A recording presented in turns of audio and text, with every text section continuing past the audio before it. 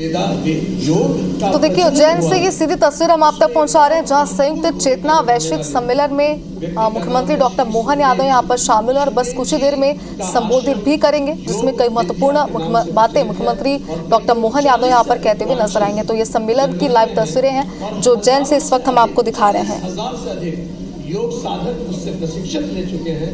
सबसे अच्छी बात यह है माननीय महोदय, तो देखिए, 3 दिवसीय संयुक्त चेतना वैश्विक सम्मेलन का शुभारंभ किया जा रहा है और इस कार्यक्रम में मुख्यमंत्री डॉक्टर मोहन यादव शामिल हुए हैं। पतंजलि योग को किस प्रकार से प्रचारित किया जाए, ऐसा कार्य पिछले कई दशकों से अनवरत सुखदेव जी करते आए हैं।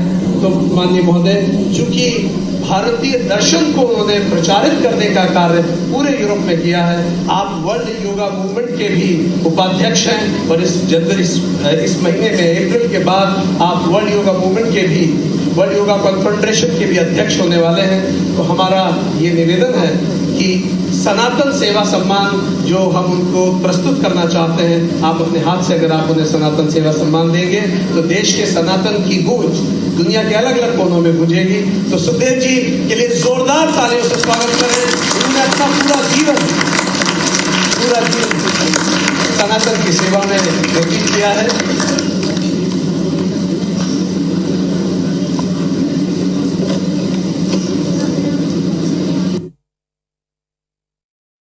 दिवसीय वैश्विक संयुक्त चेतना सम्मेलन 2025 का आयोजन किया जा रहा है। 14 से 16 फरवरी तक ये आयोजन है जो उज्जैन में किया जा रहा है। सम्मेलन में 20 से ज्यादा देशों के विचारक, विद्वान, आध्यात्मिक नेता और योगाचार्य भाग लेंगे।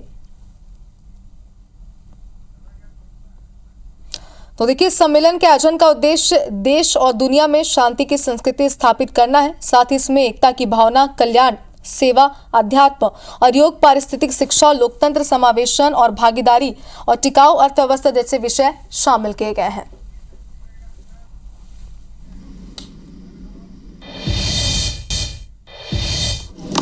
तो देखिए, उज्जैन से तस्वीरें हम आपको दिखा रहे हैं जहां संयुक्त चेतना वैश्विक सम्मेलन का आयोजन किया जा रहा है, जिसमें प्रदेश के मुख्यमंत्री डॉक्टर मोहन यादव शामिल हुए हैं।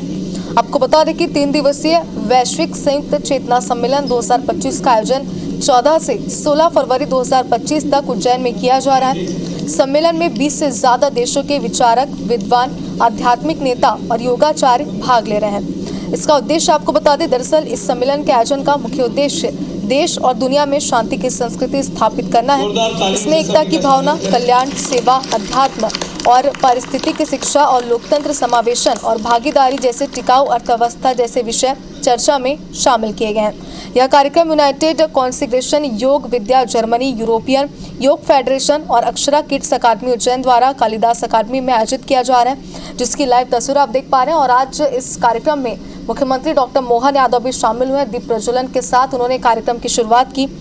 आपको बता दें कि सहयोगी संस्थाओं में महाराजा विक्रमादित्य शोध केंद्र, संस्कृति विभाग, मध्य प्रदेश सरकार, कालिदास संस्कृत अकादमी और विक्रम विश्वविद्यालय उज्जैन शामिल है।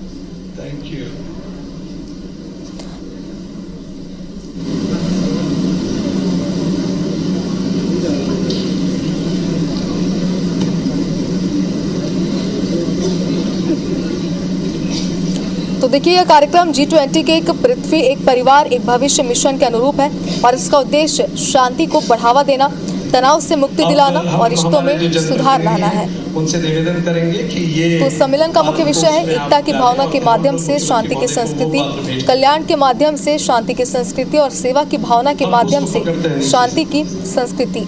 तो बेहद खास ये कार्यक्रम है जिसमें मुख्यमंत्री शामिल हुए हैं। इस सम्मेलन के आयोजन का मुख्य उद्देश्य देश और दुनिया में शांति की संस्कृति स्थापित करना है। आपको बता दें कि 3 दिवसीय कार्यक्रम है वैश्विक संयुक्त चेतना सम्मेलन 2025। यह आयोजन 14 से 16 फरवरी 2025 तक उज्जैन में किया जा रहा है, जिसमें आज यानी 15 फरवरी को मुख्यमंत्री डॉक्टर मोहन यादव शामिल हुए। इस सम्मेलन में 20 से ज्यादा देशों के विचारक, विद्वान, आध्यात्मिक नेता और योगाचार्य भाग ले रहे हैं और इस बात से आप अंदाजा लगाइए कि ये कार्यक्रम कितना ज्यादा खास है।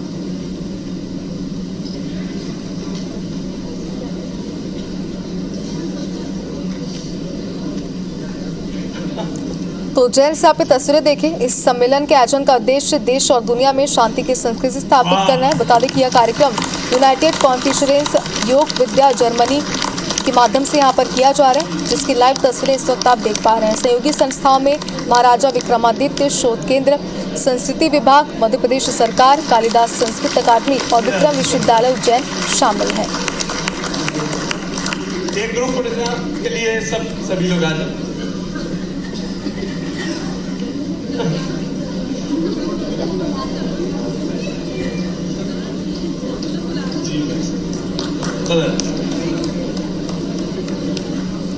तो 3 दिवसीय वैश्विक संयुक्त चेतना सम्मेलन 2025 का आयोजन 14 से 16 फरवरी 2025 तक उज्जैन में किया जा रहा है। सम्मेलन में 20 से ज्यादा देशों के विचारक, विद्वान, आध्यात्मिक नेता और योगाचार्य भाग ले रहे हैं। तो लाइव तस्वीरें आप देख पा रहे हैं इस कार्यक्रम की, जिसमें मुख्यमंत्री भी शामिल हुए।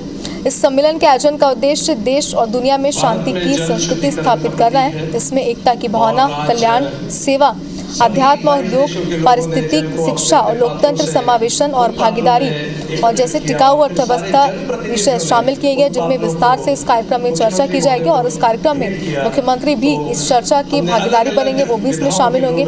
यह कार्यक्रम यूनाइटेड कॉन्शियस योग विद्या जर्मनी, यूरोपियन योग फेडरेशन और अक्षरा किड्स अकादमी उज्जैन द्वारा कालिदास अकादमी में आयोजित किया जा रहा है, जिसमें मंच पर इस वक्त मुख्यमंत्री डॉक्टर मोहन यादव शामिल हुए। देखिए, बेहद खास कार्यक्रम है, क्योंकि बस कुछ ही क्षण बाकी है। कुछ ही समय के बाद मुख्यमंत्री इस कार्यक्रम को संबोधित करेंगे, जिसमें वह इस कार्यक्रम की महत्वपूर्ण भूमिका के बारे में जानकारी देंगे। साथ ही क्या इसका महत्वपूर्ण उद्देश्य है, इसे भी मुख्यमंत्री यहाँ पर कहते हुए नजर आएंगे। Pradesh, who has twice been elected to Madhya Pradesh Legislative Assembly, representing Saharanpur constituency as a proud member of Bharatiya Janata Party. His initial victory in 2008 signaled a promising start to his political journey, while his business global enclave 2025 के दूसरे दिन के आयोजन में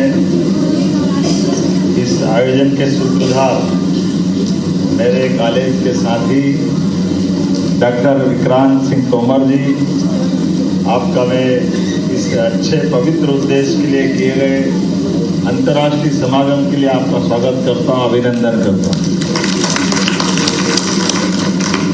माननीय प्रभारी मंत्री श्रीमान गौतम टेटवाल जी, माननीय पद्मश्री अगस्त इंद्र उदयन जी, श्रीमान HR नागेंद्र जी, माननीय सांसद अनिल फिरोजिया जी, माननीय विधायक श्रीमान अनिल जैन कालूखेड़ा जी, माननीय महापौर मुकेश टेटवाल जी, सभापति बहन कलावती दीदी, इस अवसर पर श्रीमान संजय अग्रवाल जी, मंच के सामने उपस्थित सभी देवियों और सज्जनों, आपको प्रणाम करता हूँ, अभिनंदन करता हूँ।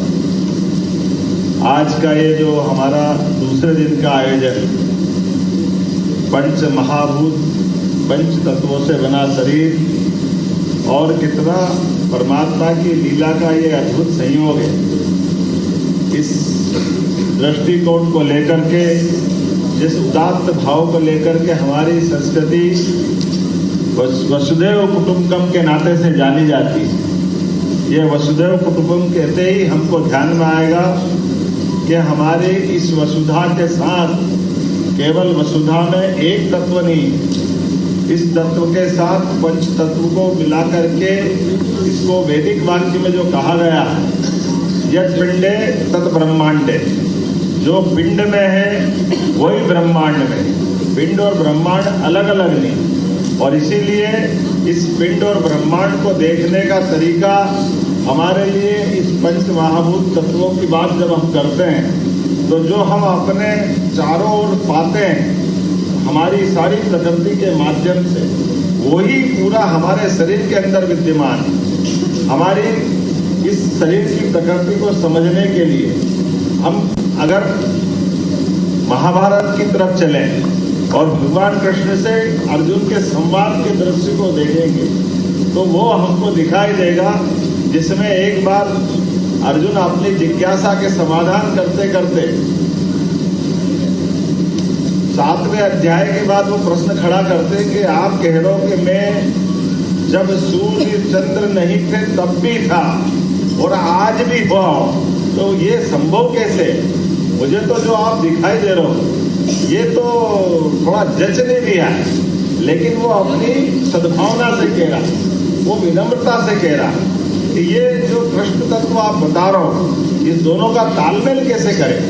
आपका तो अभी अभी जन्म हुआ है और सूर्य तो अनादि अनंत है, दोनों का कैसे एक बात कर रहे हैं। तो उन्होंने कहा जो जिस आंखों से तू मुझे देख रहा, इस आंखों की समय सीमा है। जैसे हमारे लिए ये जो हमको किसी को नेत्र में अगर कोई कठिनाई आई, हम चश्मे से पढ़ सकते हैं, बगैर चश्मे से नहीं पढ़ सकते। इसी तरह से भगवान कृष्ण ने समझाने का प्रयास किया कि तू जिस रूप में मुझे देख रहा है ये तेरी सीमाएं हैं, लेकिन जिस रूप में हूँ उस सीमाओं से तू देखेगा तो मैं वो दिखाई दूंगा जिसकी तेरे को देखने की जिज्ञासा। तो उन्होंने कहा भगवान मुझे वो रूप दिखाइए जिसको मुझे देखने के बाद लगेगा कि हाँ आप जो कह रहे हो उसका तादात्म्य है, उसका आपस में रिश्ता है। और हम सब जानते हैं भगवान कृष्ण ने जब दूसरा रूप, पहला रूप दिखाया तो पहले रूप में जैसे हम सब जानते हैं कि ये पंच तत्वों का बना हुआ शरीर, इस पंच तत्व के बने हुए शरीर में हम अगर उस भाव से देखेंगे तो हम अभी अपने इस शरीर के भाव को देखेंगे तो हमारे शरीर से केवल एक मुख दिखाई देता है। वस्तुतः हमारे शरीर में दो मुंह हैं, जो एक माँ के गर्भनाल के माध्यम से इस पिंड को बढ़ाते बढ़ाते जब हम पृथ्वी पे अवतरित हो जाते हैं तो वो मुंह हमारा बंद हो जाता है और एक मुंह के माध्यम से हम दूसरे रूप में आते हैं, ये हमारा स्वरूप दिखाई देता है। लेकिन मेडिकल साइंस की दृष्टि से अगर भगवान कृष्ण ने जो उनका पहला रूप दिखाया उस रूप में हजारों प्रकार का एक तरह से ब्रह्मांड का लघु रूप दिखाई दिया तो अर्जुन घबरा गया। उनने कहा मुझे ये रूप नहीं चाहिए, मुझे तो आप जो दिख रहे हो उसका ही विराट दिखा दो, जो अपने उनने ज्ञान चक्षु दिए थे, उस ज्ञान चक्षु के माध्यम से देखने में जब दिखाई दिया। अब मैं आपसे इसी प्रकार से पूछता हूँ कि आज वर्तमान के दौर में भी हमको एक मुंह बताएंगे, लेकिन आप बताओ बीमार हो जाए इंजेक्शन लगाते हैं तो ये मुंह नहीं तो क्या है, आपको जहां से चाहो वहां से इंजेक्ट करते कि नहीं दवाई। तो ये हमारा एक तरह से ब्रह्मांड के समान शरीर के हजारों लाखों मुंह जो रोम रोम से हमारे शरीर के अंदर ऑक्सीजन को ग्रहण करते हैं। हमारे शरीर के अंदर पिंड में अगर हम यद पिंड तक ब्रह्मांड की बात करते हैं तो जो जल हम बाहर देखते हैं वो जल ही तो हमको आकर्षित करता है। आप बताइए, हमको सबको जल की अपनी ये सम्मेलन एक तरह से संसद मान सकता हूँ। तो आदमी को नहाने से क्यों आनंद आता है, नहाने से उसका क्या संबंध। हम उत्तर देते हैं हमको स्वच्छता के लिए नहाना अच्छा लगता है, कोई कहता नींद उड़ जाती तो अच्छा लगता है, कोई और अपने अलग प्रकार से बताता। लेकिन मेडिकल साइंस की दृष्टि से अपन देखें तो ये हिमखंड जब पृथ्वी के रूप में से जीव की उत्पत्ति कर रहा था तो एक कोशी जीव के रूप में सबसे पहले जल से ही जीवन आया। इसलिए जल से जीवन आते आते अलग अलग प्रकार के जीवों की रचना काल के प्रवाह में होती गई, जिसमें कोई जलचर बन गया, कोई थलचर बन गया, कोई नवचर आकाश में उड़ रहा है, लेकिन अंततः सबकी उत्पत्ति जल से है। इसलिए जिससे उत्पत्ति है वो सदैव लालायित करती, सदैव आकर्षित करती। इसलिए एक बार रोज सबकी इच्छा होती है कि नहा करके वो अपने उस जीव की उस प्रकार की उत्पत्ति से प्रेम करने के लिए। इसलिए नदी का जब भी कोई बहाव, कोई बड़ा वेग से बहता हुआ नदी का बहाव या कोई समुद्र, वो सदैव हमको आकर्षित करता है, क्योंकि हमारा उसका रिश्ता है, हमारी उत्पत्ति का केंद्र वो है। हम कितने आप अभी मैंने पूछा था विक्रांत जी आपके शब्द के अर्थ बताओ, विक्रांत का क्या अर्थ है। तो मैंने आपसे बात करते करते अर्थ ढूंढने का प्रयास किया कि आक्रांत के बाद विक्रांत होता है। तो आप मान के चलो आपके पुरुषार्थ पराक्रम को प्रणाम करता हूँ। ये जो हमारा आपका जो नाम है, इस नाम में सब कुछ छिपा हुआ है। तो मैं मान के चलता हूँ कि जब जल से जल की बात कही तो ये जो इधर उधर से हमारे पूरे देश दुनिया से जल आया, वो जल से हमने इकट्ठा होकर के एक एक करके सब दिया। मैं मान के चलता हूँ कि ये जल सब तक रोज ऐसे ही पहुँचता है, क्योंकि जो हमने अपने छिपरा से अभी हमने चकोसलिया खाना जहाँ जहाँ तक आप कह रहे हो, यहाँ से छिपरा जी का जल खसक के गया चंबल में, चंबल से यमुना में, यमुना से गंगा में, वो गंगा सागर से सारे समुद्र में जुड़ते हुए पृथ्वी पे तो निकल गया। क्योंकि पृथ्वी के ऊपर हमारी जल की अगर उपलब्धता देखी जाए तो 70% से ज्यादा जल हमारी केवल पृथ्वी की अपनी भौगोलिक स्थिति में, जो हमारी वर्तमान में वसुधा है, वो वसुधा की स्थिति तो बहुत कम है। लेकिन जैसे मैंने कहा है कि आज जब हम अपने पंच तत्वों की बात करते हैं तो पांचों तत्वों के आधार पर विचार करते करते जो हमारा जन्म ही क्यों हुआ, हम जन्म के ऊपर जाएंगे तो जन्म के ऊपर जाने में शरीर के हिस्से करना पड़ेगा, जो पतंजलि के माध्यम से हम सब जानते हैं कि शरीर, मन, बुद्धि, आत्मा, ये जो चार समुच्चय, इन चारों हिस्सों में से हम अगर इसमें परा और अपरा देखेंगे तो 5 महाभूतों का ये अपरा वाला हिस्सा, इसमें और 3 आ जाएंगे। अपरा में क्या आएगा? अपरा में हम सब जानते हैं कि फिर हमारा मन आएगा, बुद्धि आएगी, अहंकार आएगा, ये सब अपरा में आएगा। और परा से हमारी आत्मा की यात्रा प्रारंभ होती, तो परमात्मा से आत्मा की यात्रा, ये परा यात्रा के लिए ये सारे विचारों की प्रवाह निर्मल धारा बहती रहे। इसीलिए हमारी योग संस्कृति के माध्यम से मनुष्य के अंदर, दुनिया के अंदर सदैव एक गुण हो सकता है कि मैं श्रेष्ठता धारण करूं, मैं सक्षमता धारण करूं, मैं सर्वशक्तिमान बन जाऊं। लेकिन सर्वशक्तिमान बनते ही व्यक्ति की दिशा भटकने लगती, वो सीमाओं के अंदर सबको बांधना चाहता है, वो अपने अधिकार के आधार पर अपनी दादागिरी के बलबूते पर सीमा उल्लंघन की इच्छा रखता है, और सीमा उल्लंघन करते करते वो मेरी ही संस्कृति श्रेष्ठ है बाकी को नकारने लगता है। लेकिन काल के प्रभाव में सत्य सदैव काल बाधित है, उसका अपना अलग प्रकार का क्रम मैं मान के चलता हूँ। ऐसे में हमारे लिए पुनः दुनिया के आज वर्तमान के स्वरूप को भी देखोगे तो दुनिया के बदलते दौर के अंदर आज हम देख रहे हैं एक ही देश के हिस्से थे रूस और यूक्रेन, अलग अलग नहीं थे, लेकिन जिस प्रकार से खून के प्यासे बने हुए, क्या उनकी आत्मा ही नहीं भर रही? एक अकेला ये नहीं, बगल के अलबगल दुनिया भर में देखे। लेकिन आज इस दुनिया के बदलते दौर में हमारी उदात्त संस्कृति के ध्वजवाहन नरेंद्र मोदी जी की ध्वजा लेकर के हम अपने भारतीय संस्कृति को दुनिया में देख रहे हैं,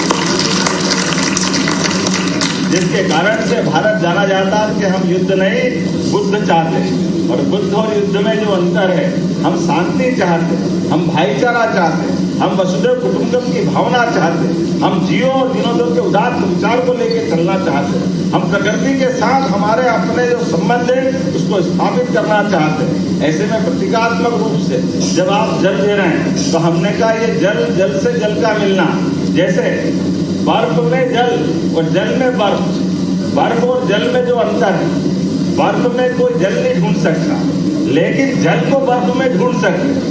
ये जो मूल अंतर समझने का, इस भाव को समझते हुए हम लगातार आगे बढ़ते जाएंगे। मेरी अपनी ओर से देश और दुनिया के अंदर से आए हुए सभी अतिथियों का मध्य प्रदेश सरकार की ओर से अभिनंदन करता हूँ, वंदन करता हूँ। मुझे मालूम है आज के समय प्रयाग में एक हमारा कुंभ मेला चल रहा है, और कुंभ का मतलब ही विचारों की श्रृंखला के आधार पर वैचारिक वो संक्रांति हो रही। इस संक्रांति से ये जो अपना महाशिवरात्रि तक वो संक्रांति पर्व है। ऐसे में संक्रांति अच्छा दुनिया में क्रांति हुई है।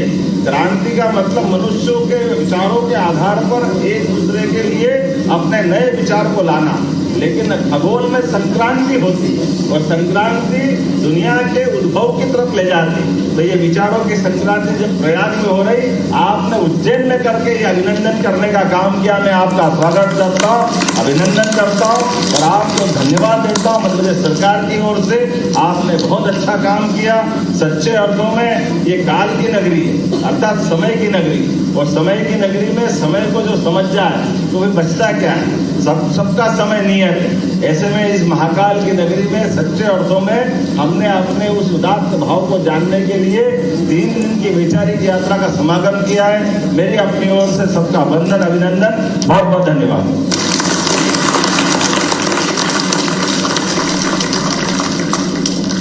बहुत बहुत धन्यवाद माननीय महोदय।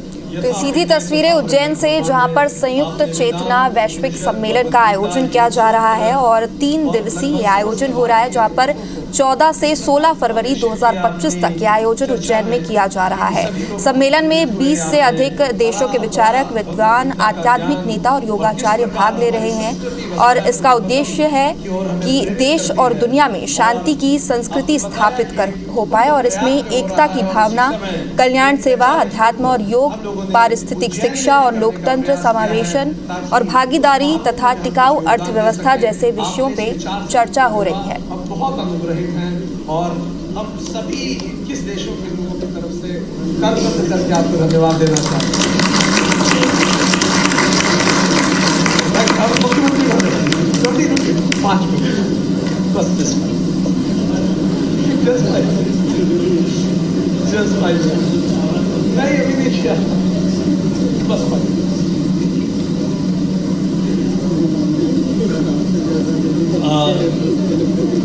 माननीय जी से जब भी कभी चर्चा हुई, एक विचार जब भी चर्चा हुई हमेशा उन्होंने कोई प्रश्न ही पूछा और वो प्रश्न हमेशा भारतीय दर्शन से संबंधित रहा। जब हमारी पुस्तक भी माननीय ने लॉन्च की थी तब भी उन्होंने भगवत गीता के 15 अध्याय में कोई विषय था, उस पर आपने चर्चा की थी भोपाल में। जब भी आपसे चर्चा होती है हमेशा भारतीय दर्शन के बारे में कोई ना कोई नई चीज जानने को मिलती है। इसी दर्शन के साथ अब समय आया है कि हम माननीय मुख्यमंत्री जी और सभी महत्वपूर्ण अतिथियों का हम सम्मान ज्ञापित करें यहाँ। तो माननीय मुख्यमंत्री जी का धन्यवाद ज्ञापित करने के लिए, उनको मोमेंटो प्रेजेंट करने के लिए हम प्रोफेसर अमिताभ पांडे जी को यहाँ आमंत्रित करना चाहते हैं। वो यहाँ हमारे साथ उपस्थित हो और जोरदार तालियों से स्वागत करें।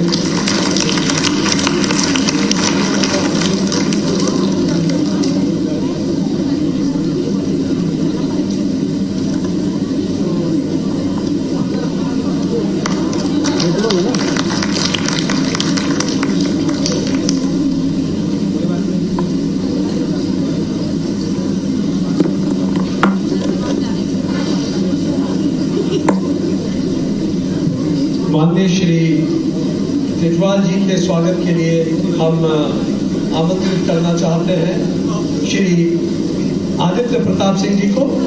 आदित्य प्रताप सिंह जी यहाँ पधारे और माननीय श्री तेजवाल जी का स्वागत।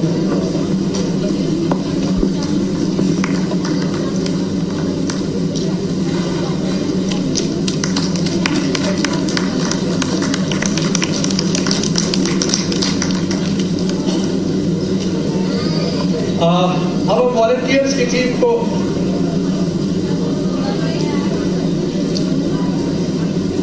माननीय मुख्यमंत्री महोदय के पास समय की सीमाएं हैं। हम तुरंत वॉलंटियर्स की टीम को यहाँ आमंत्रित करेंगे एक ग्रुप फोटोग्राफ के लिए। वो तुरंत यहाँ आ जाएं और एक ग्रुप फोटोग्राफ के लिए आप तत्काल यहाँ पर आप यहाँ आके बैठ जाए। बिल्कुल कुछ बच्चे नीचे बैठ जाए, फटाफट जल्दी।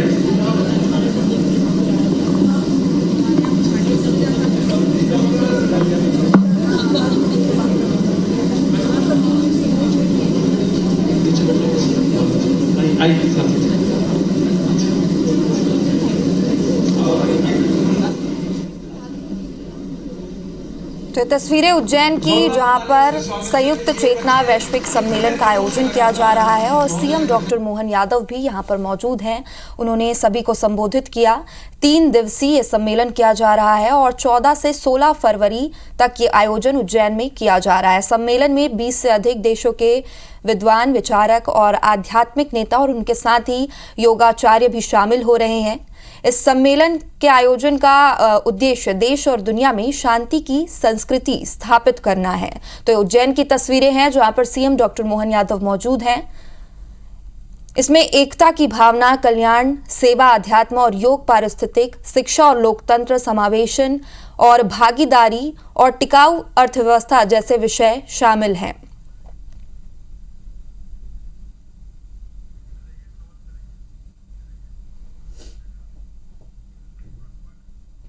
तो उज्जैन में संयुक्त चेतना वैश्विक सम्मेलन का आयोजन किया जा रहा है। 3 दिवसीय आयोजन है जिसमें 20 से अधिक देशों के विचारक, विद्वान, आध्यात्मिक नेता और योगाचार्य भाग ले रहे हैं। कार्यक्रम में सीएम डॉक्टर मोहन यादव भी मौजूद हैं। 16 फरवरी तक ये कार्यक्रम चलेगा। 3 दिवसीय ये कार्यक्रम है जहां पर 20 से अधिक देशों के विद्वान, विचारक और योगाचार्य शामिल हो रहे हैं।